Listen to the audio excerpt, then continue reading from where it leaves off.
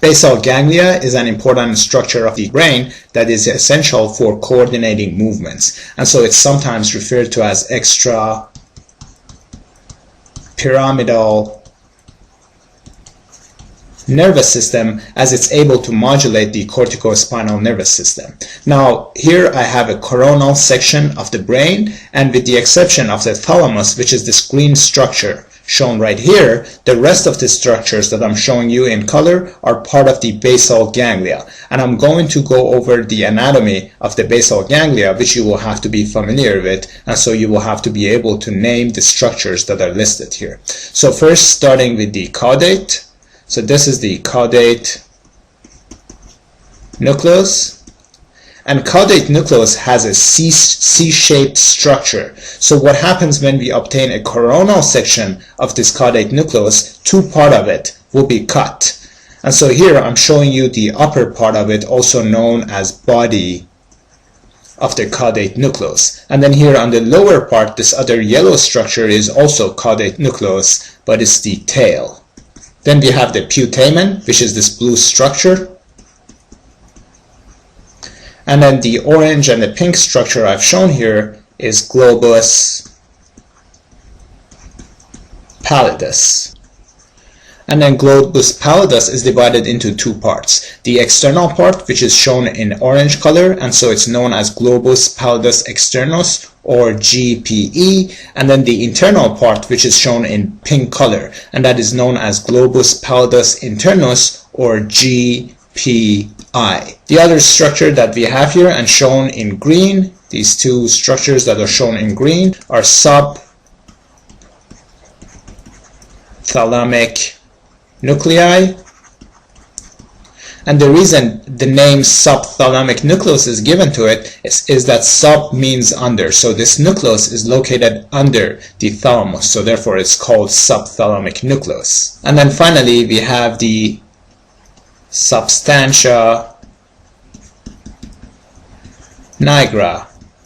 And so substantia means substance and nigra means black. So the fact that this structure has a black color, the name substantia nigra is given to it. And so this structure is actually responsible for producing dopamine, and so patients with Parkinson's disease which have destruction of substantia nigra have low levels of dopamine in these brain structures. Alright, now just to review the anatomy one more time. So here we have the caudate nucleus, which is divided into body and tail. So body on the top, tail at the bottom. We have putamen, we have globus pallidus, which is divided into globus pallidus externus and globus pallidus internus. Then we have the subthalamic nucleus, which is located right under the thalamus, and then we have the substantia nigra. Now there are some other terminologies that you will have to be familiar with, and it's that the caudate and putamen together are referred to as striatum, and that putamen and globus pallidus together are referred to as lentiform nucleus. And then the final structure is the internal capsule, which is the structure, the brain structure that is in between the caudate, putamen, and thalamus. So the structure right here is the internal capsule, which contains the fibers that are going into and out of the cerebral cortex. Alright, now there are two types of neurons that will communicate between the basal ganglia structures, and these are the excitatory neurons, which will release glutamate to activate neurons, and then the inhibitory neurons, which will release GABA to inhibit the function of other neurons. So next I would like to go over the function of basal ganglia and explain how basal ganglia can control movements. So here I have shown the excitatory neurons with the positive circle, and then the inhibitory neurons with a negative circle. So generally thalamus is being negatively regulated by globus pallidus internus. So therefore the default programming of the brain is that there shouldn't be any movements. And then there are two different pathways that can determine how to change the activity of the thalamus, so that whether there would be more movements or whether there should be less movement. So the direct pathway, which is also known as excitatory pathway, will enhance the function of thalamus to induce movement. So therefore, the excitatory pathway increases movement. And this pathway is shown on the top. And so you will have to ignore the lower part, and that's the reason I have shown it in the light gray. And then we have the indirect pathway, which is the inhibitory pathway. So the way you can memorize it is that indirect pathway is the inhibitory pathway. So now here we have this other pathway that is the inhibitory pathway. And so the function of the indirect pathway is to decrease movement by negatively regulating the activity of thalamus. So here, GPI is negatively regulating thalamus. So if we increase the activity of GPI, therefore there would be less movements. So subthalamic nucleus provides positive feedback to GPI, which will decrease movement. And then striatum, by negatively regulating GPE, which itself negatively regulates subthalamic nucleus, will have a positive effect on subthalamic nucleus. So the outcome of indirect pathway is that striatum will positively regulate subthalamic nucleus, as a consequence of which it will positively regulate GPI, and GPI will inhibit movement. With the other pathway, striatum will negatively regulate GPI, and so it will interfere with the inhibition of thalamus. So therefore now there would be increased movement. And if you want me to provide you a lifelike example, the direct pathway is like the gas pedal, while the indirect pathway is like the brake. So here we have the direct pathway, and as the direct pathway is activated, there would be increased movement, so the car will start to move. But then if you activate the indirect pathway, it's like as if you're pushing the brake, and so therefore the car will stop. So the indirect pathway will decrease movement. And so that's what I just told you here. The indirect pathway decreases movement, while the direct pathway increases movement. So now you can see that hypokinetic disorders, like for instance Parkinson's disease, are due to the decreased activity of the direct pathway, while the hyperkinetic disorders, like for instance Huntington's disease and hemibalismus, where there is uncontrolled movement of the extremities, there is decreased function of indirect pathway. So the brake is not working, and these patients cannot control the movements of their arms. Now in any case, let's now review the Parkinson, Huntington, as well as the hemibalismus disorders, now that we know how the direct and the indirect pathways are working. So here I have put the direct and indirect pathways together. So the substantia nigra of the brain will release the dopamine neurotransmitters, which can act on D1 receptors to activate the direct pathway of striatum. So the D1 dopamine receptors, by activating the direct pathway, will increase movement. On the other hand, the D2 dopamine receptors, by inhibiting the indirect pathway of the striatum, they would again increase movement. So normally the indirect pathway will decrease movement. So the D2, by inhibiting the indirect pathway, will increase movement. And so this is the indirect pathway.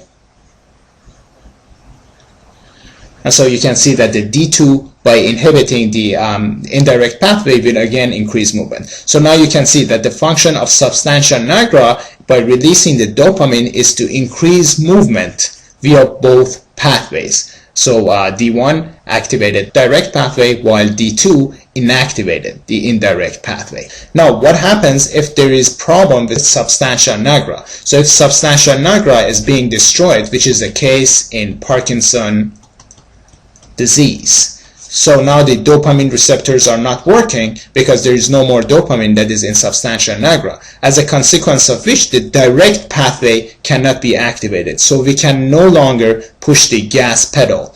And then the indirect pathway cannot be inhibited. So we cannot stop from pushing the brake. So all that we will get is decreased movement with the Parkinson's disease. So that's why that patients with Parkinson are presenting with bradykinesia, which is slow movement. Now with that information in mind, I would like to quickly summarize the feature of Parkinson's disease. So Parkinson's disease is due to the loss of dopaminergic neurons in substantia, nigra. And it's from the accumulation of Lewy bodies, which are composed of the alpha-synuclein protein. Now, there are also drugs that can cause destruction of substantia nigra, and one important example is the MPTP, which stands for methylphenyl tetrahydropyridine. Now, as for clinical features of Parkinson's disease, these patients present with resting tremor. And by resting tremor, what I mean is that there would be tremor only at rest. But when there is purposeful movement of the hands, like for instance, when the patient is trying to grab onto an object, then that's the time that the tremor will go away. There is also bradykinesia, which means there is a slowness of the movement. These patients present with rigidity, where there is increased resistance on passive movement of the extremities. So if you ask the patient to relax and try to move their arms, you will notice that there is some resistance to the movement. And then the other term that is used to describe rigidity in these patients is cog-wheel rigidity. And the reason for that is that there is kind of like the ratchety pattern of resistance and relaxation. So as you're trying to move the extremities, you will notice that it will let go and relax, but then it would start to resist, and then let go, relax, start to resist. So there is this ratchety pattern of resistance and relaxation, and so sometimes they refer to as cogwheel rigidity for Parkinson's disease. And then the final feature is the postural instability as well as the shuffling gait. So patients with Parkinson's disease are at increased risk of falls, and due to the fact that these patients have a feeling of imbalance, they're usually having a bent forward posture as well as flexed elbows. The next disorders are the Huntington and hemibalismus, which are the hyperkinetic movements. And so hyperkinetic movements are due to the lesion of the indirect pathway. So the brake is no longer working, and so the patient cannot stop the movements. And so hemibalismus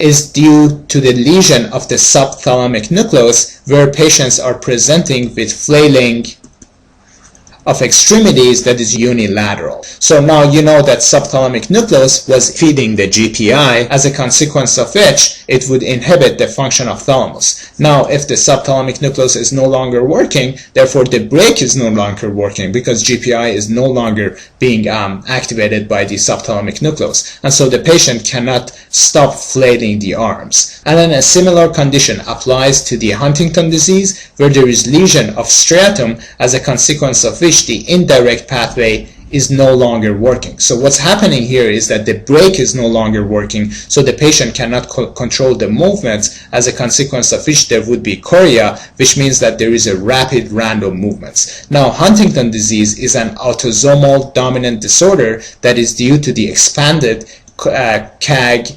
trinucleotide repeats, and this CAG trinucleotide repeats are located on chromosome 4. So the memory aid that I have for you, so that you know which chromosome is affected for the Huntington disease, is hunt for food.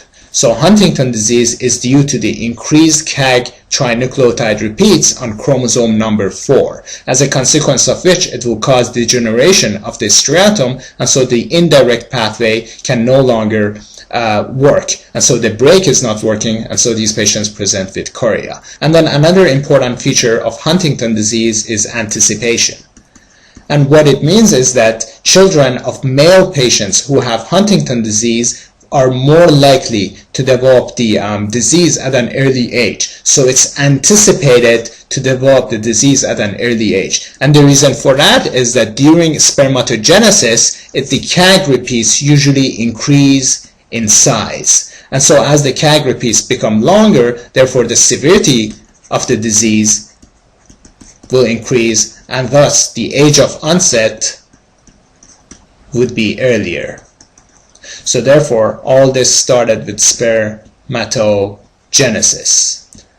So that's the reason that children of the male patients who have Huntington disease are anticipated to have the disease at an early age. So an example would be that the father had symptoms of chorea at age 60, and then the child had the symptoms at around, like, let's say age 45 or 50. So that's an event where we say there has been anticipation for the disorder to happen earlier.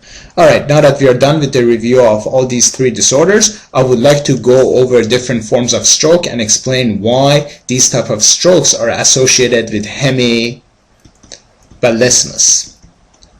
So here I have an example of lacunar stroke, where due to hypertension there would be arteriolosclerosis, as a consequence of which the perfusion of these vessels, the lenticulostriate arteries, wouldn't be as good, and so there would be infarction of the brain. And it's usually the basal ganglia that would be affected. So here I'm having an example of lacunar infarct for you, where you can see that the basal ganglia can be affected due to the hypertension. Alternatively, the hypertension can cause rupture of the Charcot-Bouchard aneurysms, which are again in the same perforating arteries that are coming off of the middle cerebral artery. And so this type of hemorrhage is again more commonly affecting the basal ganglion. So hypertension, either by causing the rupture of the aneurysm or by causing the arteriolosclerosis, can cause either the ischemic stroke or the hemorrhagic stroke, both of which are commonly affecting the basal ganglia. And so here is another example that shows you the hemorrhagic stroke affecting the basal ganglia. And so if the subthalamic nucleus of the basal ganglia is affected, these patients would present with hemibalismus.